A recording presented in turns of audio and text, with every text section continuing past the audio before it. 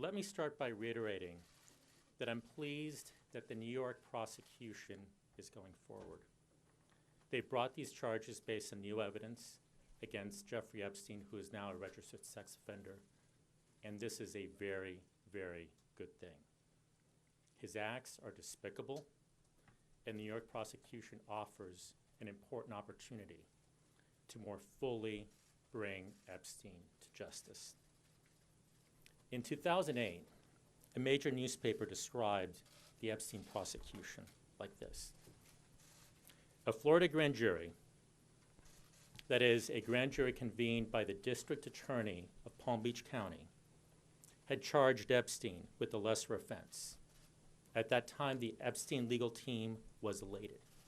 He would have avoided prison altogether. But then the United States Attorney's Office in Miami became involved. Epstein got an ultimatum: plead guilty to a charge that would require jail time and registration, or face federal charges. And that was the week, more than 10 years ago, that Epstein went to jail.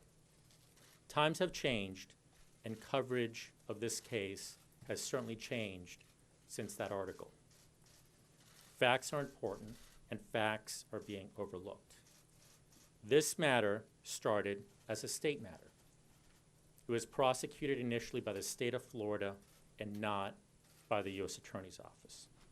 In 2006, a grand jury convened by the state attorney, the district attorney of Palm Beach County, reviewed the evidence and recommended a single charge. And that charge would have resulted in no jail time at all, no registration as a sexual offender, and no restitution to the victim. Further, the state attorney's office allowed Epstein to self-surrender and arraigned him the following morning. Simply put, the Palm Beach State Attorney's Office was ready to let Epstein walk free, no jail time, nothing. Prosecutors in my former office found this to be completely unacceptable, and they became involved. Our office became involved. Our prosecutors, as this 2008 article recounts, presented the ultimatum: plead guilty to more serious charges, charges that required jail time, registration, and restitution, or we'd roll the dice and bring a federal indictment. Without the work of our prosecutors, Epstein would have gotten away with just that state charge. Now, many today question the terms of that ultimatum, what's called the non-prosecution agreement.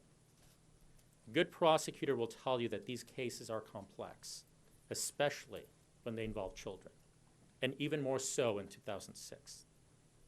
I've shared with those in this room today, and will make available publicly, an affidavit filed by the career prosecutor in a civil matter related to the Epstein case. She talks about the challenges faced. She talks about the victims being scared and traumatized, refusing to testify, and how some victims actually exonerated Epstein. Most had significant concerns about their identities being revealed. The acts that they had faced were horrible, and they didn't want people to know about them. And she goes on to write that, quote, after the fact, people allege that Epstein would have been easily convicted. As the prosecutor who handled the investigation, she says in this affidavit, these contentions overlooked the facts that existed at the time.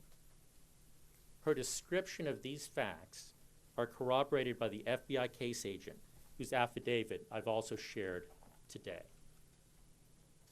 Thousands of prosecutors around the nation this week are weighing guilty pleas versus trials.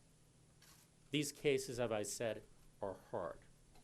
They require a prosecutor to ask whether a plea that guarantees jail time and guarantees registration, to ask whether that plea versus going to trial, how do you weigh those two if going to trial is viewed as the roll of a dice? The goal here was straightforward.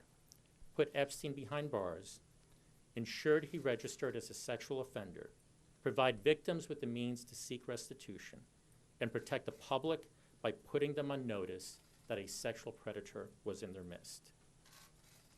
This case, people have said, was unusual. And it was. It was complicated by the fact that this matter started as a state investigation. A state grand jury brought that single, completely unacceptable charge. A state official allowed Epstein to self-surrender.